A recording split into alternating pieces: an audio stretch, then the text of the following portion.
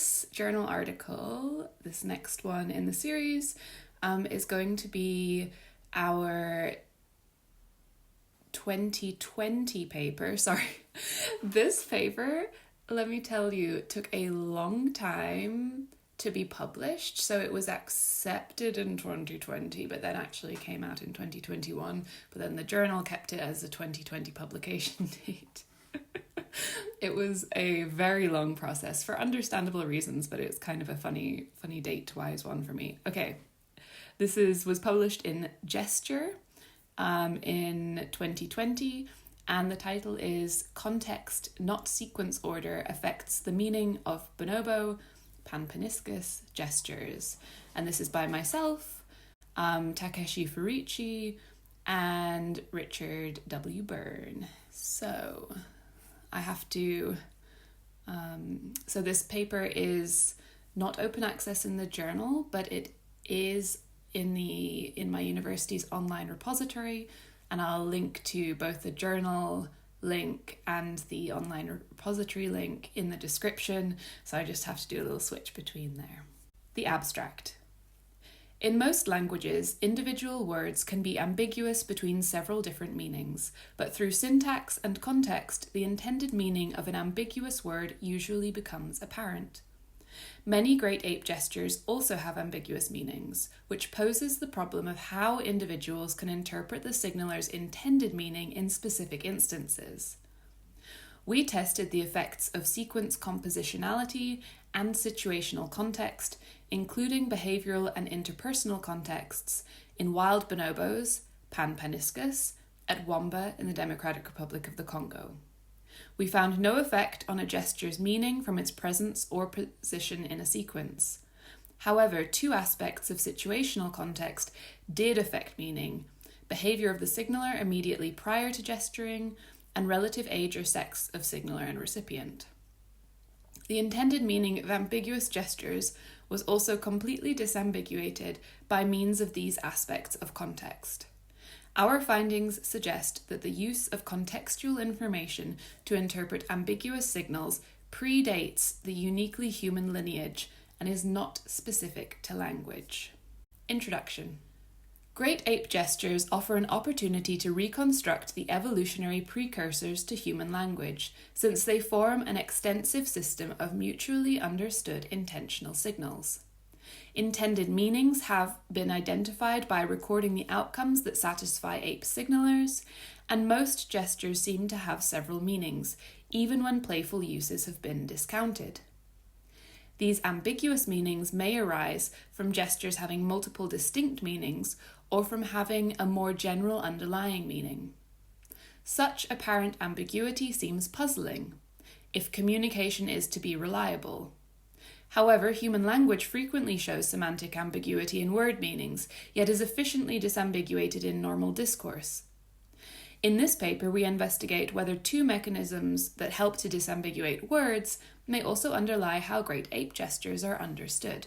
When a semantically ambiguous word, that is a word that has multiple meanings, either through polysemy, this is multiple words with related but distinct meanings, or homophony, multiple words that happen to have the same form, is used in combination with other words, the local semantic syntactic context of the sentence, which words appear around the semantically ambiguous word, and how those words are syntactically arranged, gives the recipient more information than if the ambiguous word were used on its own. When a recipient hears the sentence, "Let's walk by the bank of the river," it is clear that the word bank does not refer to a building where they might withdraw money. Further, the broader situational context, what the signaler and recipient are doing, and who they are, may also help to disambiguate the word's meaning. If two people are walking down the high street and one says, "Let's walk by the bank," the recipient is unlikely to think that they are headed to the nearest river, unless the speaker is a child obsessed with using their new fishing rod. Both local communicative context, i.e. signal sequences or syntax, and broader situational context might also explain how great apes disambiguate the meanings of gestures. When considering the local syntactic context of a sequence of signals, there is sparse evidence that non-human animals possess anything like our complicated, recursive, hierarchical syntactic structures. However, there are some indications that animals combine signals, usually in 2-slot combinations, and that some combinations alter the meaning of the component signals. This is seen in chestnut-crowned babblers, southern pied babblers, putty-nosed monkeys, titi monkeys, and banded mongooses, for example. These 2-slot combinations in which 2 signal types are combined in a fixed order might be described as syntax-like. They may be compositional, where the meanings of the signals both contribute to a larger meaning, or combinatorial, where the meanings of signals individually do not directly relate to the meaning of the signals combined. It has been proposed that a 2-slot basic syntax may have been an important step in language evolution for early hominins, as a potential precursor to complex linguistic syntax.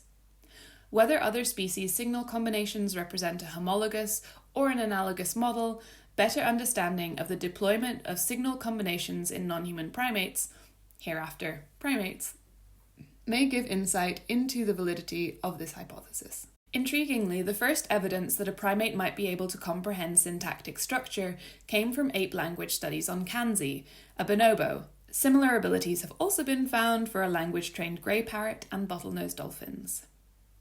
Kanzi showed understanding of signal combinations and argument structure in spoken English, but had varying success when word order or word class were altered. In their natural behaviour, bonobos seem to attend to signal sequences in vocal communication, accessing information about the location of desirable food through differing vocal sequences. Although evidence is limited and it remains unclear whether they attend to the order of signals within these sequences. Great ape gesture research has yet to find evidence that sequence order changes the meaning of gestures, but given that bonobos have been shown to comprehend syntax in other domains, it must remain a possibility. Bonobo gestures have not been studied as extensively as chimpanzee gestures, and most research comes from small captive groups of bonobos. While these captive studies regularly report smaller repertoire sizes than those of wild populations, they still show a similar pattern of flexible usage across contexts, i.e., one gesture type may be used in many contexts, and one context may contain many gesture types. This is often interpreted as means-end dissociation, and is considered a hallmark of great ape gestural communication. However, means-end dissociation more accurately describes signals and their goals, not their contexts, i.e., one signal may have many goals, and one goal may be achieved by many signals. Therefore, to fully examine means-end dissociation in great ape gestures, we must disentangle goals from contexts. The broader situational context also helps in understanding the intended meaning of semantically ambiguous words, and is perhaps a more likely candidate than local syntactic communicative context for the disambiguation of non-human gestures. Situational context is known to affect the meaning of animal signals, but its potential to reduce ambiguity in ape signaling is unknown. Pluy and Goodall both recognise that great ape gestures could be used in many different behavioural contexts, and this has been confirmed in captive studies. However, the possibility that gestures might have different meanings in different contexts has not yet been examined.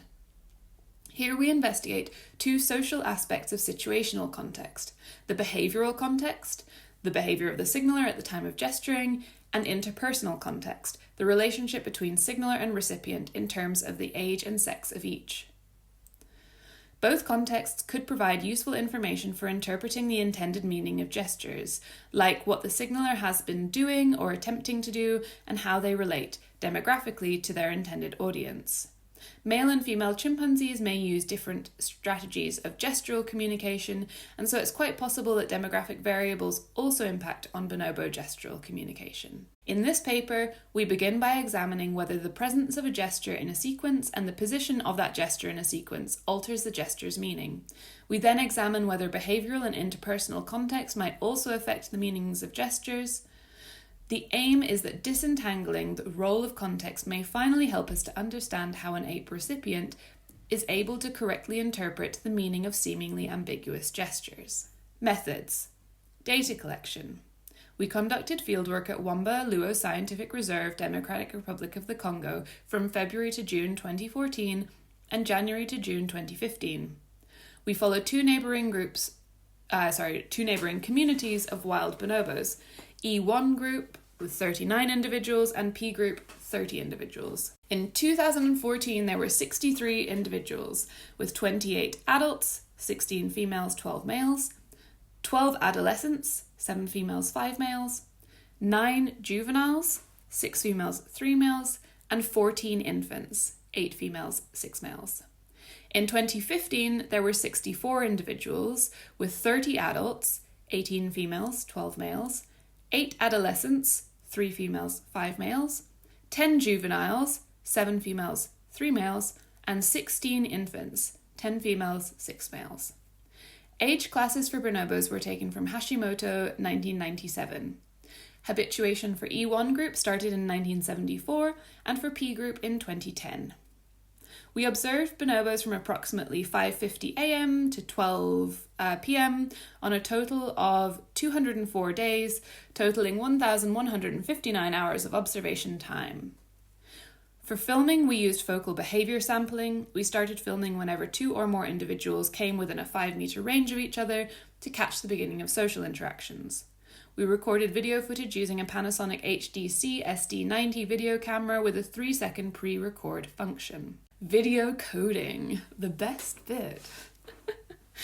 Video was sorted into a library and coded using FileMaker Pro, and the coding scheme for this is in the supplementary materials for the paper.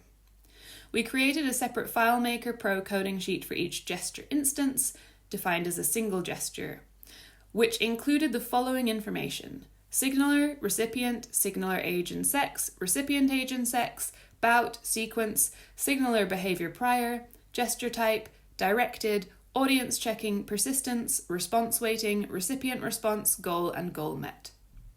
Signaler is the individual who produces the gesture and recipient is the target individual.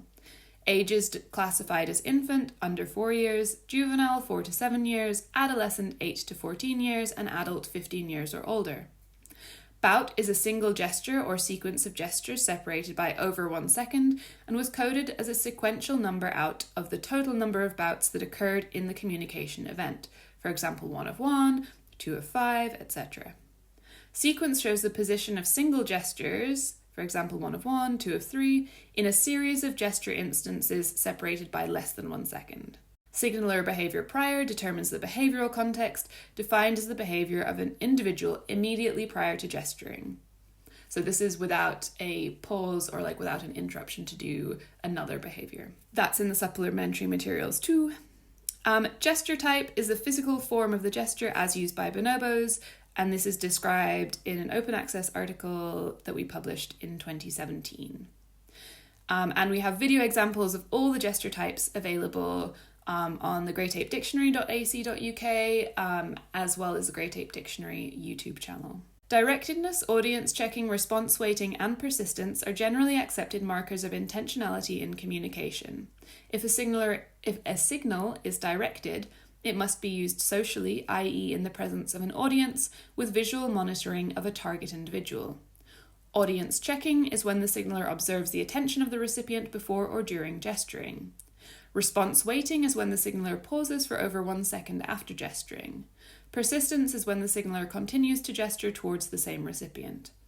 All gesture instances were required to be directed and to meet at least one other criterion for intentionality: audience checking, persistence, or response waiting, before being accepted for analysis, giving 4,256 intentional gesture instances. Meaning was defined as the apparently satisfactory outcome, i.e. a change in behaviour by the recipient that satisfies the signaler shown by cessation of gesturing. ASOs offer a fine-grained approach for studying meanings, in contrast to previous studies that looked at context alone to examine gesture usage. The ASO approach also centres the goal-directedness of gestures, part of Gricean intentionality that allows us to say that gestures have meaning in the first place. Hereafter, we use the word meaning to mean ASO. For each instance, we coded recipient response, no response, ASO, gesture unknown, goal, the specific change in behaviour by the recipient, also in supplementary materials, and goal met, yes, no, or unknown. Context was coded separately from meaning. As described above, behavioural context is taken from signaler behaviour prior, and interpersonal context from signaler age sex and recipient age sex. All statistical analyses were performed in R 3.5.3. Inter-observer reliability. And as an aside here, if you're planning a video data paper, I want to see your inter-observer reliability, please. Inter-observer reliability.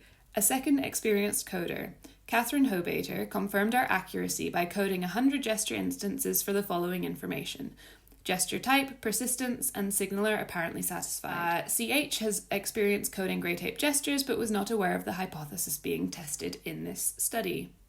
We calculated inter-observer reliability using Cohen's kappa, revealing agreement for all variables: gesture type 0.87, persistence 0.7, and signaler apparently satisfied 0.63. Results. Do gesture types convey the same meanings when they are used singly as when they are used in sequences? If the purpose of gesture sequences is to modify the meaning of a gesture type, then one would expect the meaning of gestures in sequences to be different to those used singly. To test this, we looked at gesture types that are used both singly and in sequences, and the range for the sequences was 2 to 8 gestures. To illustrate what these gesture sequences can include, one example of a 2-sequence gesture is arm swing plus directed push, and the 8 gesture sequence was object shake plus big loud scratch plus object shake plus big loud scratch plus object shake plus big loud scratch plus object shake plus present grooming. We excluded play and unknown meanings in order to examine only properly identified outcomes. Gestures used in play were excluded from analysis as actions performed in play do not necessarily represent those actions' non-playful usage.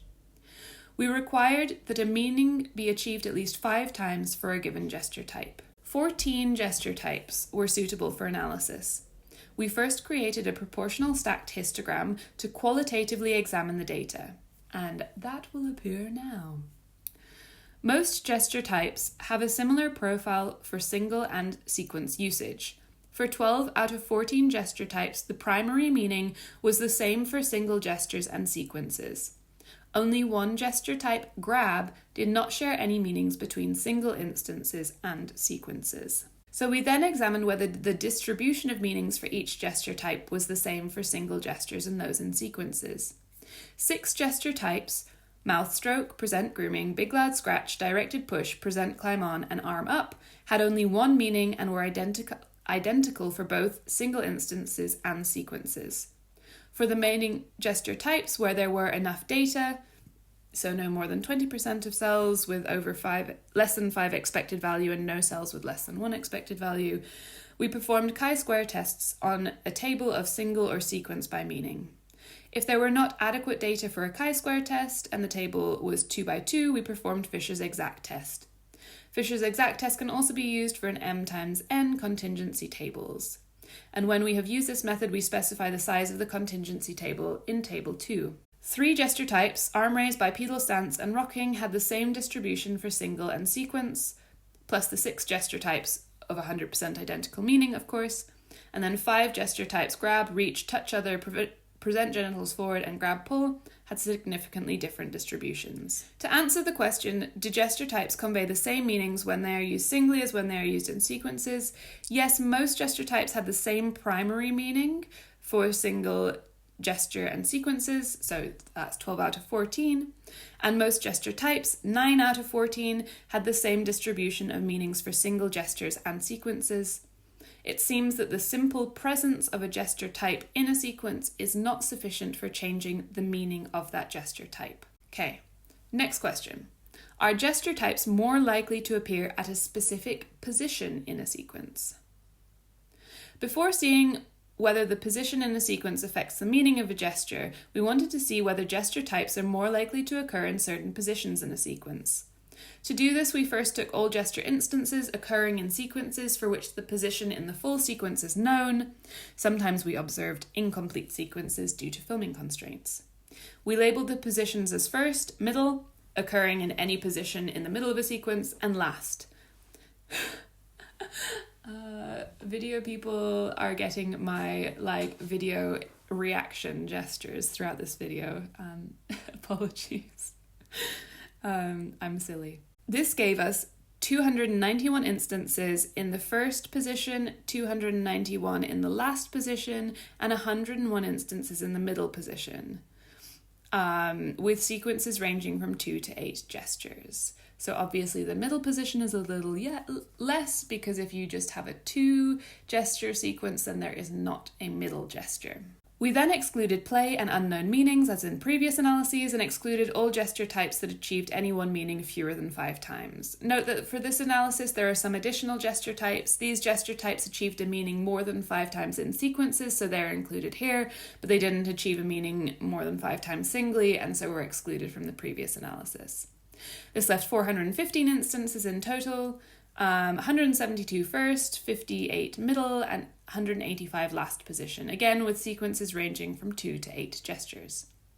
We tested whether the distribution of positions for each gesture type was different from the distribution of positions across all gesture types. Where possible, we used 2x3 chi-square test with gesture type and all gesture types by first, middle, and last. If a chi-square test was not appropriate, we used Fisher's exact test. And table 3 shows the results. 4 gesture types were suitable for chi-square analysis, comparing the distribution of positions for each gesture type to the distribution of positions across all gesture types.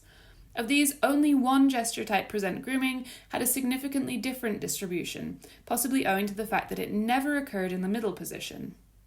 We did not analyse gesture types that were observed fewer than 10 times, but did perform Fisher's exact test on those that were observed more than 10 times, but not enough times for a chi-square test. Of the 5 gesture types analysed with a Fisher's exact test, 1, arm swing, was significantly different, and 1, present climb on, was tending towards significance. Of the 9 gesture types that we analysed, only 2 had a significantly different distribution of positions to the average distribution. To answer the question, are gesture types more likely to appear at a specific position in a sequence? No, most gesture types appear in a similar distribution across positions to the average distribution of all gestures across all positions. Just as there is no difference of meaning for a gesture type whether used singly or in sequence, there is also no systematic variation in where each gesture type occurs in the sequence. The next question is whether the meaning of each gesture type is affected by the position in which it occurs in the gesture sequence. Does the position of a gesture in a sequence affect its meaning? We began with the 9 gesture types for which there had been adequate data for chi-square and Fisher exact tests in the previous section, and calculated the proportion of instances for which a gesture in each position achieved each meaning. Like in the analysis comparing single gestures and sequences of gestures, we created a proportional stacked histogram to qualitatively examine the data, and that's figure 2 on screen now. Most gesture types appear to have a similar profile for all 3 positions. We then assessed whether the primary meaning was shared for all 3 positions. 4 gesture types, big loud scratch, present grooming, directed push, and present climb on, shared the primary meaning across all positions. 4 gesture types, touch, other, arm swing, present genitals forward, and rocking, shared the primary meaning in 2 positions, and 1 gesture type, arm raise, did not share a primary meaning in any position. All gesture types except rocking shared all meanings across all positions.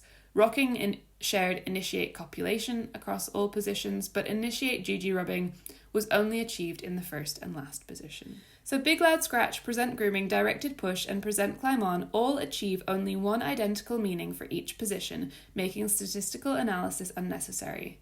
For the remaining 5 gesture types, the counts for each cell are too low for chi-square analysis. We therefore performed m times n Fisher's exact test, but would like to acknowledge that these results should be approached with caution due to low number of observations. As a caveat, by the time you're recording gesture instances used towards a certain meaning in sequences, in certain positions in sequences, you're dealing with a lower and lower or a smaller and smaller data set as you go along.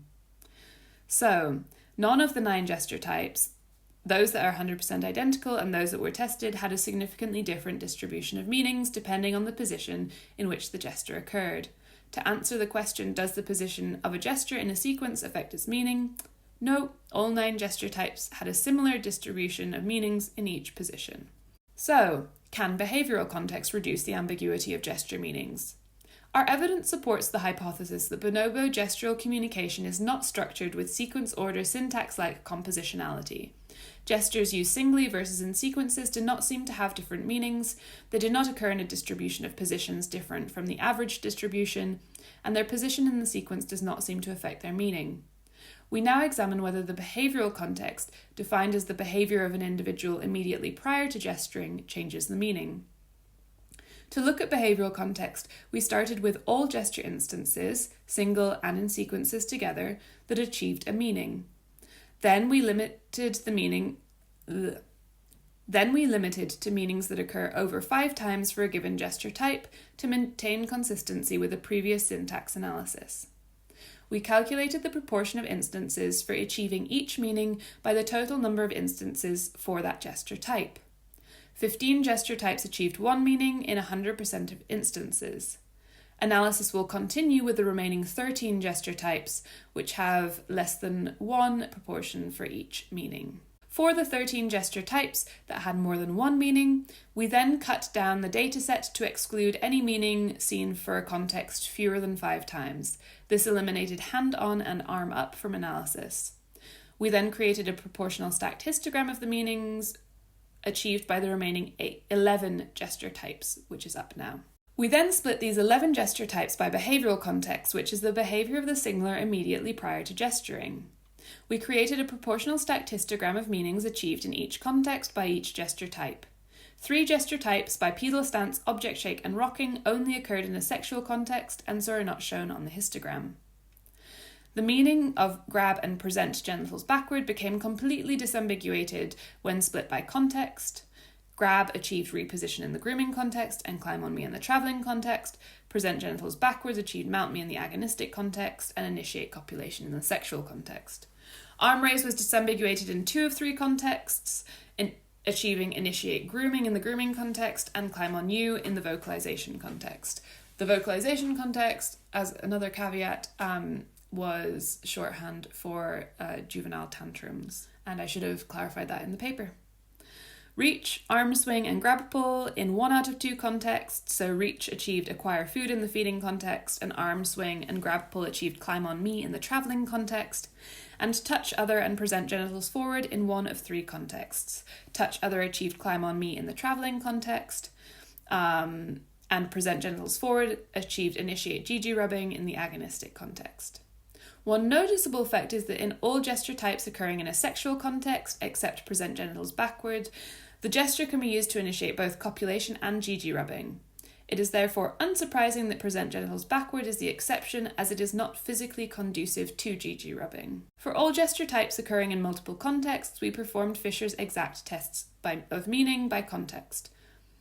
All gesture types had significantly different distributions of meanings compared across contexts. So to answer the question, can behavioural context help to reduce the ambiguity of gesture meanings? Yes, most gesture types, 8 out of 11, became disambiguated in 1 or more contexts, that is, they achieved only 1 meaning in that context. The remaining 3 gesture types only occurred in 1 context and so are not displayed in Figure 4. This supports the hypothesis that gestures result in particular meanings because of their specific behavioural contexts. The behaviour of the signaler immediately prior to the gesture provides additional information so that the meaning achieved by the gesture differs depending on the behavioural context. Now, does interpersonal context further reduce ambiguity in gesture meaning? To determine whether interpersonal context, specifically the age and sex of signaler and recipient, affects the gesture meaning, we analysed gestures where the behavioural context failed to disambiguate meaning. Overall, 9 gesture types were not fully disambiguated in meaning by behavioural context. In a sexual context, arm raise, arm swing, bipedal stance, object shape, present genitals forward, rocking and touch other all achieved both initiate copulation and initiate GG rubbing. In a travelling context, reach achieved both climb on me and climb on you. In a grooming context, grab pull achieved both reposition and follow me, and touch other achieved both reposition and initiate grooming. For these cases, we tested whether interpersonal context affected meaning, specifically the sex and age of interactants. To address the effect of sex as an interpersonal context, we categorized gestures as female to female, or male to male, ignoring the direction of the gesture, i.e. It's hyphenated, so it doesn't matter whether the direction was male to female or female to male. We required that each category achieve a meaning over 5 times for inclusion in analysis. Meaning was disambiguated for 6 gesture types, with an additional gesture type, present genitals forward, almost completely disambiguated. In the female-male context, present genitals forward achieves initiate copulation 97% of the time and initiate GG rubbing only 3% of the time. Upon closer examination, all of the female-male GG rubbing instances are between young individuals and adults, not between sexually mature individuals. Even so, the distribution of meanings for present genitals forward between sex categories is significantly different. 2 gesture types, grab, pull, and reach, remain ambiguous. For these, we categorize the age and direction of signaler and recipient. So the direction does matter: adult to adult, adult to young, young to adult, or young to young. Meaning was disambiguated for one of these gestures, reach, but grab, pull remained ambiguous. To answer the question, does interpersonal context further reduce ambiguity in gesture meaning? Yes, interpersonal context, the age and sex of signaler and recipient, entirely disambiguates meaning in 7 of 9 gesture types. There are 2 remaining ambiguous gesture types. Present genitals forward achieved initiate GG rubbing in 100% of instances for the female-female context, and initiate copulation in 97% of instances for female-male context, with a 3% to initiate GG rubbing involving sub-adult individuals. Grab pull achieve both reposition and climb on me, and illustrates a specific problem in our observational methods, namely that we cannot determine how much force is behind a contact gesture. Overall, behavioural and interpersonal context together largely disambiguate the meanings of bonobo gestures. Discussion. Bonobo gestural communication clearly does not have syntax in the complex recursive way that human language does, but it now seems that it also lacks syntax-like compositionality. In general, gesture types in sequences are not interpreted differently to the same gestures used singly. Gesture types do not occur in specific positions in a sequence, and the position in which a gesture occurs in a sequence does not affect its meaning. Although bonobos may attend to vocal call sequences, it is unclear whether they attend to the order of vocalizations within sequences, and we have found here that they do not seem to attend to the composition of gesture sequences. However, the apparent ambiguity of bonobo gestures is not a matter of vagueness. They mean different things in different contexts. Our classification of behavioural and interpersonal context was a simple one, yet almost entirely resolved the meaning of those bonobo gestures that had appeared ambiguous.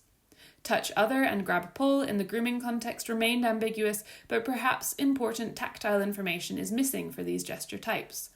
How hard is the pressure being applied? Is the pressure being directed? We cannot deduce these things from video, and it is possible that this missing information on our part is obvious and important for the bonobos. Minor variations in gesture form, for example hand fling or arm fling, where the signaler engages their hand or their full arm in the movement, do not seem to affect the meanings of gestures. It is therefore unlikely that we are missing subtle differences in the way that gestures are physically deployed that gives away the differences in meaning. However, it is possible that differences in classification of gestures, meanings, and contexts in video coding could affect the degree to which gestures appear ambiguous, and it is always important to be mindful of what is meaningful for our study subjects. Overall, bonobos seem able to retrieve sufficient information from behavioural and interpersonal contexts to correctly decipher the intended meaning of ambiguous gestures. In the past, researchers have examined the context in which gestures occur and then described a gesture's meaning as flexible because it occurs in multiple contexts, a so-called means-end association. Here we build on these previous studies by considering both the flexibility of gestures across contexts and the flexibility of gestures across meanings, or goals. We found that while most gestures can be used flexibly across contexts, they tend to have a specific meaning in a specific context. This adds an interesting dimension to the interpretation of means-end dissociation. Gestures can occur in multiple contexts, and gestures can have multiple meanings, but when gesture and context are combined, their meanings or goals become more specific. Moreover, only around half of gestures have multiple meanings. This distinction between gestures that have only one meaning and gestures that have multiple meanings may suggest that great apes have 2 families of gesture types, unambiguous and ambiguous respectively. Here we have examined only those gestures that have multiple meanings. Whether there is any systematic difference between gestures with single and multiple meanings is a topic for further research. Neglecting context in interspecies comparisons risks confounding differences in context frequency with real differences in meaning. For instance, many chimpanzee gesture types also appear ambiguous in meaning, and these too may actually have specific meanings in specific contexts. Moreover, while a large overlap has been found in the meanings of chimpanzee and bonobo gestures, the overlap was not complete. Where gesture meanings apparently differed between the two species, it is possible that the gestures were in fact deployed in different contexts. There are striking differences in social behaviour between the bonobos and chimpanzees, such as the centrality of females to the bonobo group and the high frequency of genital rubbing. Experiencing behavioural contexts in different proportions may have given rise to different frequencies in intended meanings, even in the absence of differences in underlying gesture meanings. Thus, future comparisons of gestural repertoires among all great ape species must take context into account. There are two main interpretations for this relationship of meaning and context: an ambiguity account or a general meaning account. In the ambiguity account, a gesture has multiple meanings and context divides those meanings, allowing the correct meaning to be accessed for each instance. Within the ambiguity account, gestures may be polysemous, one gesture with multiple related but distinct meanings, or homophonic, multiple gestures and associated meanings that happen to have the same form. The two are currently difficult to distinguish in non-human communication. In the general meaning account, a gesture has a more general underlying meaning. For example, I want something. And context adds information. For example, what is wanted? Food, to travel together, to copulate. The difference between these interpretations is important but challenging to disentangle through observation, and current methodologies may not yet allow us to differentiate systematically between these accounts. It is possible that both are correct in different cases. Thus, while there may be a more general meaning for closely related outcomes, for example, climb on me, climb on you, it seems unlikely that a general meaning could underpin others, for example, the varied outcomes of arm raise or touch gestures. Our findings reveal that great ape gestures may have greater resemblance to human language than hitherto suspected. Spoken utterances out of context are multiply ambiguous. Normally, the intended senses are seamlessly resolved through contextual information. In the same way, behavioural and interpersonal context are almost entirely disambiguates the meaning of bonobo gestures. We suggest that bonobos use this information in correctly inferring the intended meanings of signalers. Given these results, contextual disambiguation of signals most likely dates to our last common ancestor with the Pan lineage, and there is potential that future comparisons with gorillas and orangutans could trace this back even further. The ability to incorporate context into human communication adds another rich layer of information for signaler and recipient alike, and it now seems that contextual information is also integral to the communication of our closest living relatives. And it's time for those references. Scrolling up the screen. As always, I will put a link to the paper and then to the repository for this one in the description below. Also link to the audio version and to the Great Ape Dictionary YouTube channels where you can find more videos of these gestures. See you again next month. Bye.